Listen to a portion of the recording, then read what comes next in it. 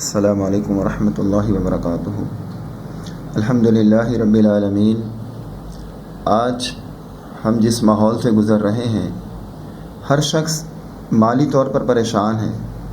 لوگ سمجھتے ہیں کہ ہم اپنا گزر اوقات کیسے کریں۔ جو زیادہ کما رہا ہے اس کے بھی اخراجات پورے نہیں ہوتے،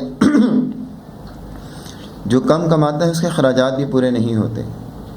تو رزق کی یہ تنگی اور پلس مہنگائی، اس نے ہم سب کو پریشان کر کے رکھ دیا ہے۔ آئیے اللہ کی کتاب سے ایک فارمولہ ہم آپ کو بتلاتے ہیں کہ آپ رزق کے حوالے سے پریشان نہیں ہوں گے۔ اللہ تعالیٰ آپ کی اس تنگی کو، اس پریشانی کو دور کر دے گا۔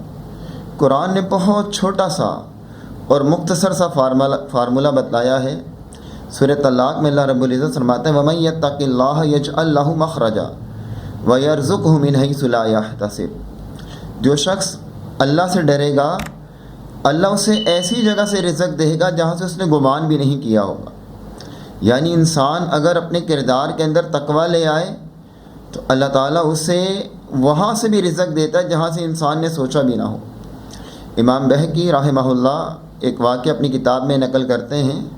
سیدنا عبداللہ بن عمر رضی اللہ تعالیٰ عنہ ایک بار ایک سفر میں تھے اور گرمیوں کے دن تھے۔ انہوں نے دوران سفر اپنے خادم سے کہا، اپنے غلام سے کہا کہ دسترخوان بچھاؤ، ہمیں بھوک لگی، ہم کھانا کھائیں گے۔ دسترخوان بچھایا گیا۔ جب کھانے کی تیاری کر رہے تھے تو قریب دیکھا ایک چرواہا ہے جو بکریوں کو چرا رہا ہے۔ عبداللہ بن عمر رضی اللہ تعالیٰ عنہ نے اپنے غلام سے کہا کہ اس چرواہے کو بھی کھانے میں اپنے ساتھ شامل کر لو۔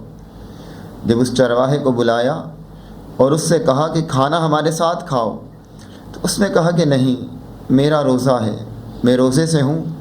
عبداللہ بن عمر رضی اللہ تعالیٰ عنہ حیران ہوئے، کہا کہ اتنی سخت گرمی میں روزہ رکھا ہوا ہے، کوئی فرض روزہ ہے جس کی قضا تھی؟ کہا نہیں، قیامت کی گرمی سے بچنے کے لیے روزہ رکھا ہے۔ عبداللہ بن عمر رضی اللہ تعالیٰ فرماتے ہیں کہ میں نے سمجھا کہ شاید اپنا تقوی جتلا رہا ہے۔ کہا کہ میں نے سوچا کہ اس کا امتحان لوں۔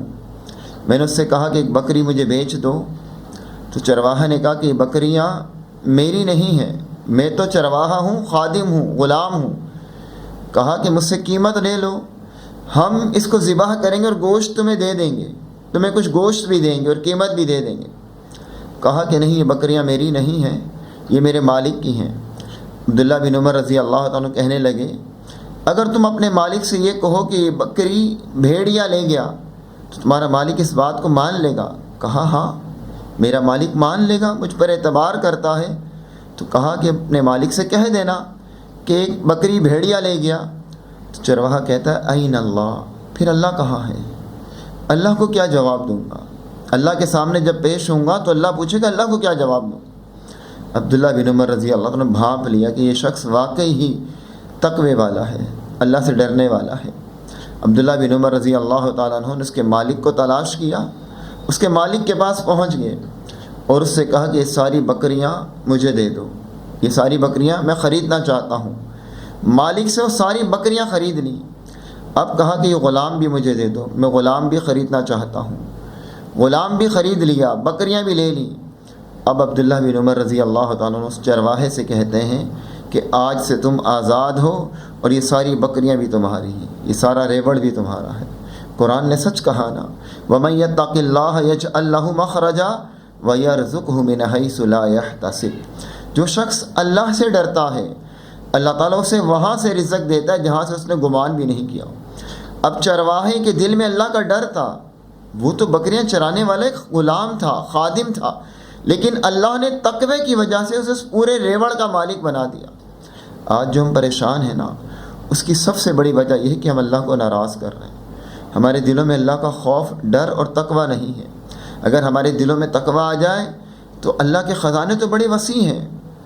اللہ تعالیٰ فرماتا ہے کہ اگر بستیوں والے ایمان لے آتے وَآمَنُوا وَاتَّقَوْا لَفَتَحْنَا عَلَيْهِمْ بَرَكَاتٍ مِّنَ السَّمَاءِ، اگر یہ ایمان لاتے اور تقوی کی روش اختیار کرتے، ہم آسمان سے برکتوں کے دروازے کھول دیتے۔ تو ہمیں برکت چاہیے، خوشحالی چاہیے، آسودگی چاہیے، معاشی تنگی سے نجات چاہیے، تو اس کا ایک حل ہے کہ اللہ کی سے خوف رکھا جائے، اللہ کا ڈر رکھا جائے، تقوی کو اختیار کیا جائے۔ اللہ تعالیٰ مجھے بھی اور آپ سب کو بھی توفیق عطا فرمائے۔ وآخر دعوانا ان الحمد للہ رب العالمین۔